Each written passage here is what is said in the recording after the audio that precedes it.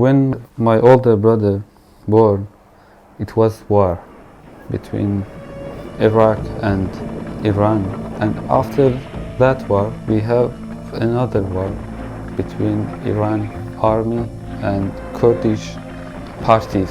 When I was born, my dad was soldier, we didn't have anything. He says we didn't have any jobs, everywhere was war. That's why he left that town and we to Marivan. When war finished, actually Marivan was destroyed. When I worked in hospital, I've seen many people who died, who killed by mines. I became a pharmacy manager, and my wife was midwife at hospital. We worked together. I've seen a lot of things that maybe you cannot imagine. People who been killed, who had a bullet. When I sleep, I will see that things. I remember that.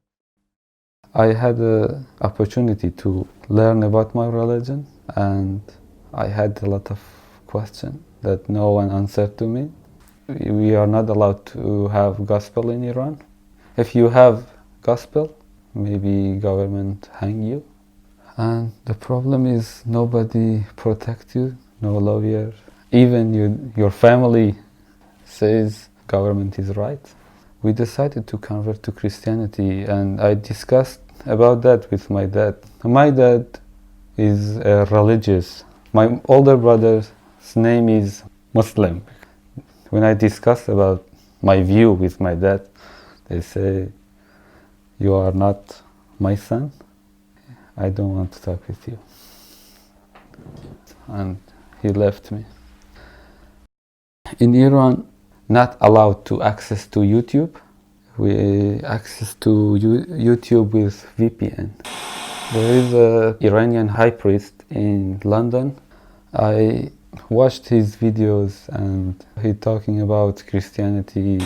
He encouraged me to read Bible. I've been watching YouTube video from Edward, and my friend says, "What are you watching?" I said, "It's high priest.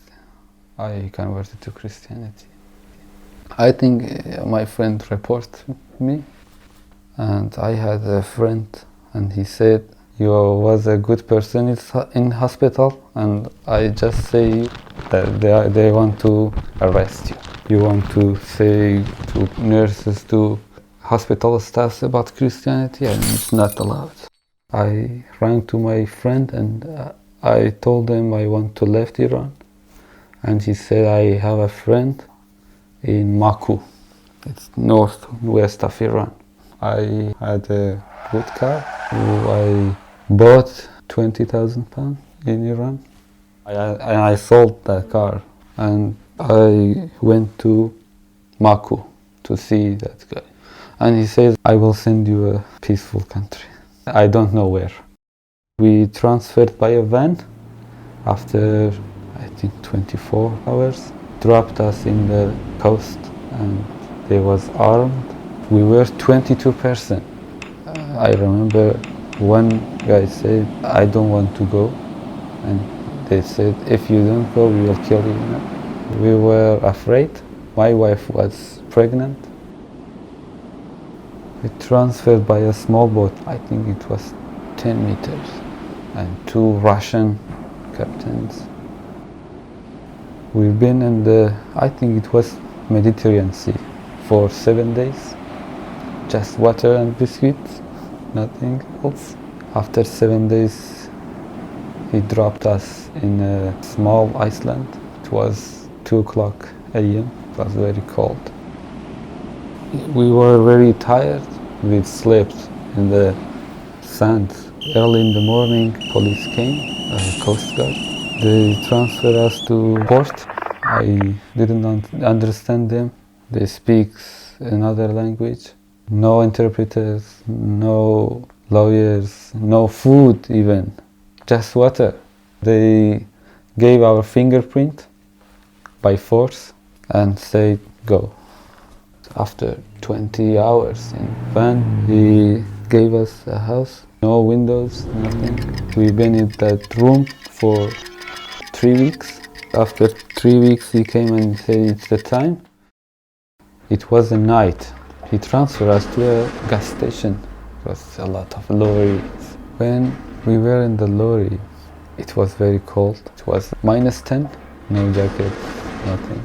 It was great lorry.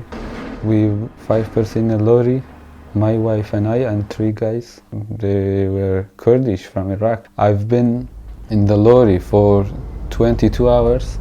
We believe that we will die because of cold. When police officers opened the gate, we knew that we are alive. When they say welcome to the UK, we felt very happy because the hardest thing is finished. Now we are starting a new life in this country. We knew that UK is safe for us. We arrived in 2016. They transferred us to a detention center, Yarlswood in Bedford. I didn't know about my wife. After 5 days, they transferred us to the family section in Yarlswood, and we met us together. We've been in detention center. We've been more than 2 months. Yarlswood. There they say you are released. They transfer us to Wakefield Hostel. After 15 days, they say your house is in Keighley, and we came here. We were very happy because it was very hard journey for us, but now we are happy in this city. When we arrived, no information about this city. We need the NHS because my wife was pregnant. We didn't know where's the college. We need to learn English. We didn't know about solicitors. There is no information about that. When our baby born in April 2017, they cut my wife's benefit. We didn't give benefit for 2 months. When we released in detention center, until now we didn't have any decisions. You are not allowed to work. You are not allowed to have a bank account, driving license. I get solicitor in Leeds, and he said, we're just waiting. We don't know until when it takes, how long. Our life is like a bird cage. We are alive, but we're not living.